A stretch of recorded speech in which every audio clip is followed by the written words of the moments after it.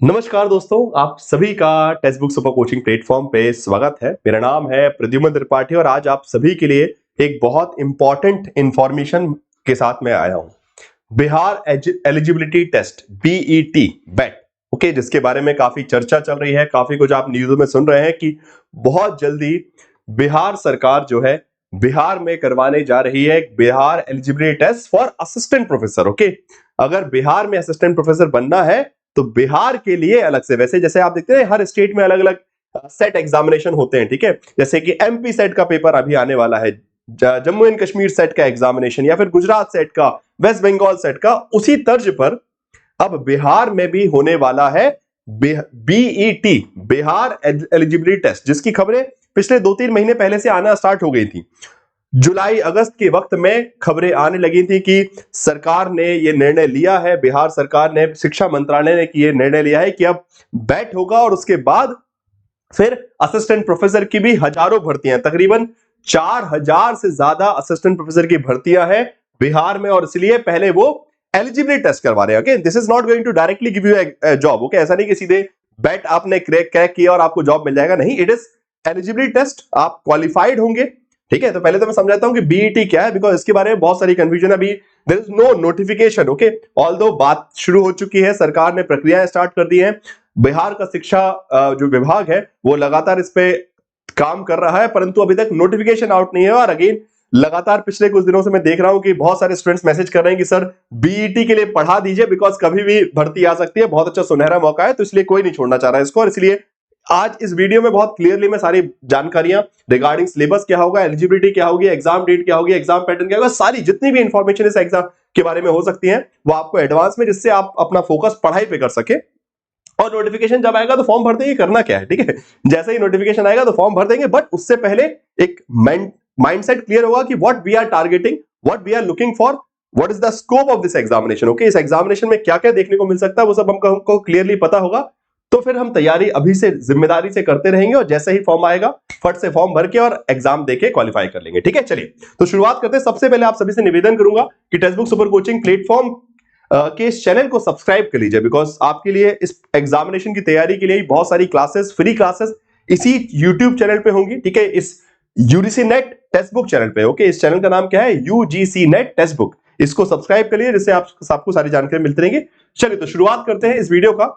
तो कुछ जैसे कि आपने न्यूज वगैरह देखे होंगे कि बिहार में सहायक प्राध्यापक की अहर्ता के लिए, ठीक है, अहर्ता के लिए नेट की तर्ज पर BET examination Bihar ET, okay, Bihar eligibility test, जैसे कि नेशनल एलिजिबिलिटी टेस्ट होता है वैसे बिहार की बात की जा रही है, और 4 वर्षीय कोर्स को सर्वसम्मति, ऐसे बहुत सारी न्यूज आ रही है, ठीक है। शिक्षा मंत्री ने दिया निर्देश वगैरह, बहुत सारी ऐसी चीजें यहाँ पे आई है। वैसे ऐसे आप देखें, अगर टेस्ट विल बी पार्टिसिपेट, बहुत सारे ऐसे न्यूज आपको देखने को मिले, ओके, जहां पे कामेश्वर झा जो कि चेयरपर्सन है Bihar state higher education council के, उनकी तरफ से भी स्टेटमेंट आया है कि वो भी जो अगेन उन्होंने भी ये बोला है कि या तो ये Bihar state university service commission करवाएगा ये एग्जाम, या फिर बिहार स्कूल एग्जामिनेशन। वैसे स्कूल एग्जामिनेशन को नहीं करना चाहिए, बिकॉज स्कूल एग्जामिनेशन टेट या फिर एसटीईटी करवाता है, but most of the chances जो है Bihar state university selection service commission के द्वारा ये एग्जामिनेशन आपका बीईटी करवाया जाएगा।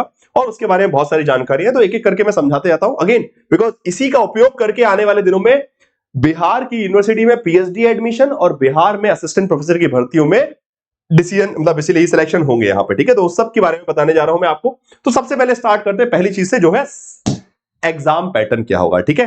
एग्जाम पैटर्न क्या होगा, जैसा कि उन्होंने अभी जो डिस्कशन हुआ है, जो भी ब्रीफिंग हुई थी, वहां पे आपके जो शिक्षा मंत्री हैं सुशील, ठीक है, शिक्षा मंत्री और जो बेसिकली आपका डिपार्टमेंट है उसके बीच में, तो उसमें पैटर्न उन्होंने वही रखा है जो कि यूजीसी नेट एग्जामिनेशन का, तो यूजीसी की तर्ज पे ही बिल्कुल जैसे कि बाकी साइड एग्जामिनेशन होते हैं, एमपी सेट या फिर गुजरात सेट या फिर वेस्ट बंगाल सेट, वही कि 50 क्वेश्चन पेपर 1 के, 100 क्वेश्चन पेपर 2 के, ठीक है।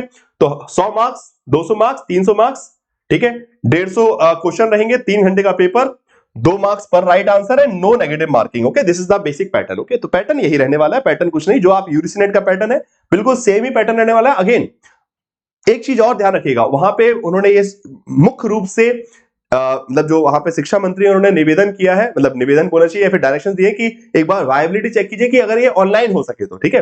बिकॉज बहुत सारी जगह पे आप देखते हैं कि जो सेट एग्जामिनेशन होते हैं स्टेट लेवल पे, वो ऑफलाइन करवाए जाते हैं और उसमें आपको इसमें डिवाइड गैप मिल जाता है।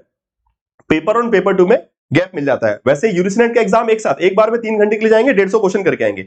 बट अगर वही आप सेट एग्जामिनेशन देंगे तो वहां पे गैप होता है एक घंटे का, कि आपने पहले पेपर 1 किया, उसके बाद 1 घंटे का गैप, फिर उसके बाद पेपर 2 का आपको क्वेश्चन पेपर मिलेगा, ठीक है, आपके सब्जेक्ट का। तो अब देखते हैं कि जो भी रिपोर्ट वहां पे जो उनके विभाग की तरफ से जाएगी, उसके हिसाब से डिसीजन होगा कि वो एक साथ करवाएंगे, ऑफलाइन करवाएंगे, ऑनलाइन करवाएंगे, वो पता चलेगा, ठीक है। तो paper most of the chances है ऑनलाइन करवाने का प्रयास है, अगर नहीं होता तो ऑफलाइन भी हो सकता है, ठीक है। नाउ अब दूसरी बात आती है सिलेबस क्या रहेगा, ठीक है। तो सिलेबस में अगेन हमको पेपर 1 की क्लियरिटी है, बिल्कुल क्लियर, उन्होंने ये क्लियर बोला है कि पेपर 1 का सिलेबस एग्जैक्टली यूजीसी वाला ही रहेगा। पेपर 1 में वही जो 10 यूनिट्स होती है, teaching aptitude, research aptitude, communication communication, mathematical reasoning, logical aptitude, logical reasoning, data interpretation, ICT, people development and environment and higher education, okay. तो शिक्षण, योग्यता, अनुसंधान, कॉम्प्रिहेंशन, कम्युनिकेशन, गणित तर्क, तरीके तार्किक तर्क हो गया, डेटा इंटरप्रिटेशन हो गया, ये सारी चीजें जो वो 10 आपके टॉपिक होते हैं पेपर नंबर 1 के। दूसरी तरफ अगर हम पेपर 2 की बात करेंगे तो वहां पे कुछ बदलाव होने के चांसेस हैं बीईटी में, बिकॉज कुछ और स्टेट्स में ऐसा होता है, ठीक है, जहां पे हमने देखा है कि जो बेसिक सिलेबस है सब्जेक्ट का, okay, paper 2 is your subject, okay, political science, geography, history, commerce, multiple subjects, okay, economics, ठीक है। तो इन सभी बड़े बड़े सब्जेक्ट के तो पेपर होने ही होने हैं, ठीक है। एक बार में मैं ये बता सकता हूं आपको कि पहली बार जब करवा रहे हैं, वैसे पहली बार नहीं, 2002 में लास्ट टाइम हुआ था ये एग्जामिनेशन, बीईटी पहली बार नहीं हो रहा है, 2002 में, ठीक है। तकरीबन आज से 22 साल पहले बीईटी करवाया गया था। अब उसके बाद 22 साल बाद वापस इसको शुरू करवाएं, तो पाठ्यक्रम ऑलमोस्ट यूजीसी जैसा ही रहेगा। आप मान के चलिए 90% जो है यूजीसी का जो सिलेबस है उसी को कॉपी करेंगे, बट कुछ चीजें वो ऐड करेंगे, जो कि न्यूज में भी आया है और जो कि बेसिकली जितने भी डिस्कशन हुए उसमें पता चल रहा है कि कुछ न्यू टॉपिक ऐड करेंगे as per the relevant of Bihar, okay. Bihar की प्रासंगिकता को देखते हुए कुछ नए चीजों को, विषयों को, कुछ नए टॉपिक्स को सिलेबस में ऐड किया जाएगा, ठीक है। जैसे कि बिहार पॉलिटी के बारे में, ठीक है, कि बिहार की राजनीतिक व्यवस्था के बारे में, आप जैसे पॉलिटिकल साइंस है तो बिहार की राजनीतिक व्यवस्था, ज्योग्राफी है तो बिहार की ज्योग्राफी, ठीक है। तो ऐसी कुछ चीजें ऐड होंगी, तो उसका बहुत ज्यादा टेंशन लेना, जो भी होगा वो सब आपका कवर करवाया जाएगा, ठीक है। आप बस क्लासेस में कनेक्टेड रहेगा, जो भी होगा जितना यूजीसी का वो तो पढ़ना ही पढ़ना, और जो बिहार के हिसाब से एक्स्ट्रा होगा वो भी सब कवर करवाया जाएगा, ठीक है ना। तो अब सिलेबस वाली बात खत्म हो गई।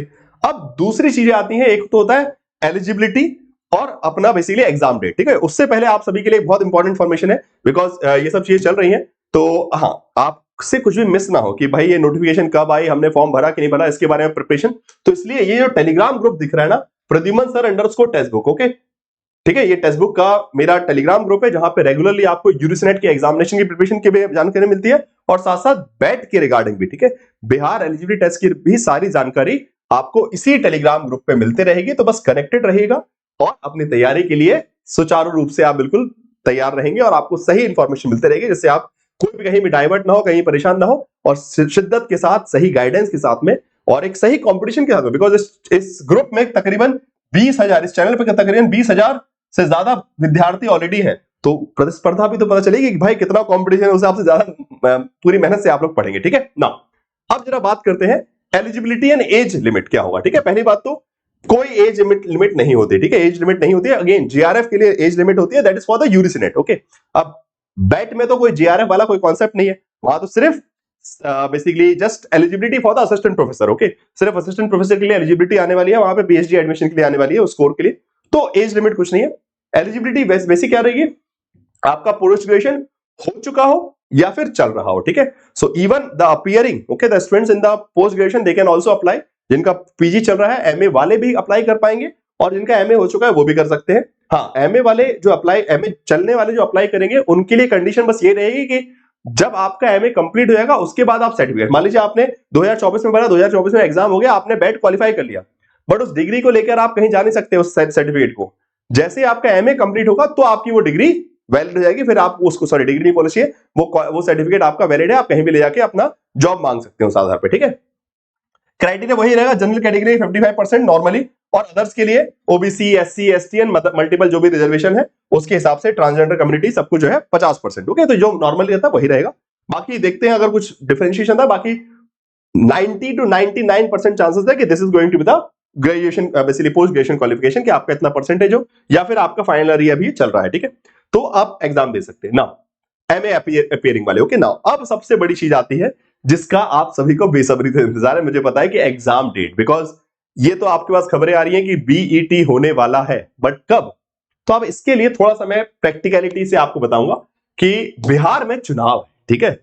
तो बिहार में 2025 में चुनाव है और उस चुनाव से पहले उनको असिस्टेंट प्रोफेसर की भर्तियां करवानी है, या फिर कम से कम असिस्टेंट प्रोफेसर की भर्तियों की प्रक्रिया तो चालू करवानी ही करवानी है। भले भर्तियां हो पाए नहीं हो पाए, पर प्रक्रिया चालू करवानी है। और इसलिए असिस्टेंट प्रोफेसर की भर्तियां निकले उससे पहले उनको बैट करवाना है। तो ये चांसेस काफी सारे ज्यादा है कि हो सकता है इस मंथ के एंड तक या फिर दिसंबर में, ठीक है। जहां तक चांसेस है, मुझे तो उम्मीद है, बाकी सरकार धोखा ना दे दे अलग बात है, बट चांसेस है, बिकॉज सरकार को भी पता है कि भाई चुनाव से पहले सरकार अपनी बेस्ट प्रयास करती है। तो अच्छा मौका है आपके लिए भी। क्या दिक्कत है, बहती गंगा में हाथ धोएंगे हम भी, ठीक है। असिस्टेंट प्रोफेसर बनने का अगर मौका मिल रहा है तो क्या दिक्कत है, ठीक है। अच्छे से जिम्मेदारी से पढ़ेंगे तो आप मान के चलिए एग्जाम डेट बहुत जल्दी, एग्जाम नोटिफिकेशन आपका नवंबर अंत में या फिर दिसंबर में आपको एग्जाम का नोटिफिकेशन आ जाएगा। और एग्जामिनेशन भी फरवरी मार्च के आसपास आप मान के चलिए, इतनी जल्दी तो नहीं, बट फरवरी मार्च तक मान सकते हैं कि फरवरी मार्च के आसपास वो एग्जाम करवाएंगे। बिकॉज फिर उनको असिस्टेंट प्रोफेसर का, because they are trying to connect it, okay. वो ट्राई कर रहे हैं कनेक्ट करने का कि पहले बैट और उसके बाद, बिकॉज अब यहां पे चाहे तो वो तो असिस्टेंट प्रोफेसर की वैकेंसी निकाल सकते हैं नेट एलिजिबिलिटी के बेस पर। बिकॉज अगेन असिस्टेंट प्रोफेसर बनने के लिए आपको जो है एलिजिबिलिटी नेट की भी चलती है, ठीक है। तो जो नेट क्वालिफाइड है वो तो ऑटोमेटिकली एलिजिबल है। बट बिहार के विद्यार्थी एलिजिबल कैसे हो जिन्होंने अभी तक नेट क्वालिफाई नहीं किया है, और वो उनका मेन वोट बैंक है, ठीक है। बहुत सीधी सी बात है भाई, राजनीति में तो वोट बैंक की इंपॉर्टेंट है। तो इसलिए पहला टारगेट रहेगा बैट करवाना, पहले बैट। और बैट जैसे रिजल्ट आया तुरंत वो नोटिफिकेशन निकाल देंगे असिस्टेंट प्रोफेसर का कि आ जाओ, जिसने बैट कैट क्लियर किया फटाफट असिस्टेंट प्रोफेसर की जॉब वैकेंसी फॉर्म भरो और फटाफट जॉब पाओ ताजा, ठीक है। सो बहुत जल्दी चीजें शुरू होने हैं, तो हमको बस इतना करना है, पढ़ाई स्टार्ट करनी है, ओके। यहां वहां ज्यादा भटकना नहीं है कि कब होगा कैसे होगा, वो मैंने सब आपको बता दिया, ठीक है। सिलेबस पता ही है, पढ़ना शुरू करो। कैसे पढ़ना है, टेक्स्ट सुपर कोचिंग प्लेटफॉर्म आपको पढ़ा ही रहा है, ठीक है।